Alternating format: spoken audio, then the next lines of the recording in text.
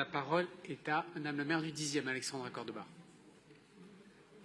Monsieur le maire, chère Laurence Patrice et mes chers collègues, avant d'avoir été, depuis sa création en 1979 jusqu'à sa mort en octobre dernier, la secrétaire générale de l'Association des fils et filles des déportés juifs de France, Annette Zeidman, était une enfant du 10e arrondissement.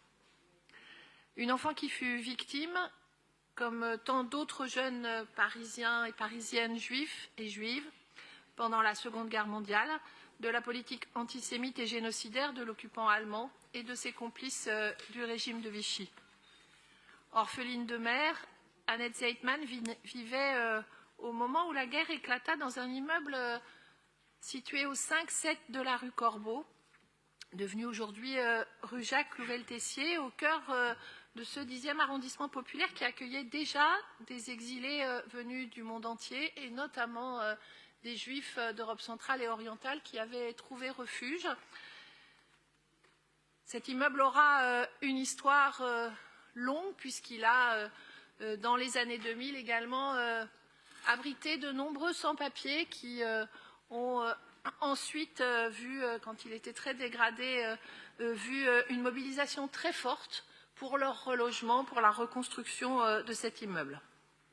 Et dans cet immeuble si particulier, emblématique, vivaient à l'époque de nombreux juifs et juifs polonais et polonaises qui avaient fui les pogroms et qui pensaient être en France avec leur famille, protégés de l'antisémitisme et préservés de la folie meurtrière des hommes.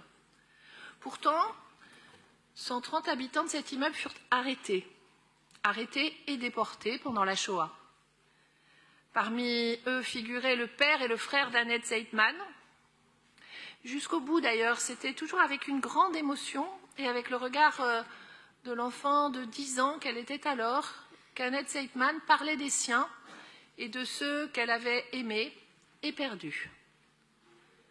Après la guerre, Annette Zeidman connut les familles d'accueil et les maisons d'enfants.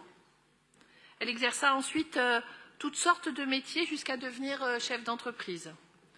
Et c'est donc dans les années 70, en découvrant le travail de Serge et Beate Klarsfeld, qu'Annette Zeidman deviendra la militante de la mémoire de la Shoah et de sa transmission, la militante que nous avons connue, multipliant les témoignages, rassemblant inlassablement et sans relâche les fragments de ces trop nombreuses vies brisées autour d'elle.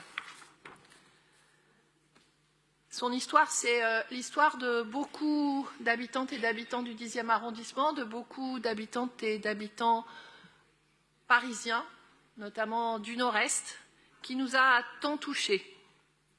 C'est aussi un peu l'âme de nos quartiers, toujours vivante, et à qui aujourd'hui nous rendons hommage. Donc c'est avec, vous l'entendez, une grande émotion, en y associant d'ailleurs l'ensemble de mes collègues élus du 10e arrondissement, que je voterai, vous inviterai à voter cette délibération visant à accoler le nom d'Annette Zeidman à l'école du 149 avenue Parmentier qu'elle fréquenta dans son enfance. Je vous remercie.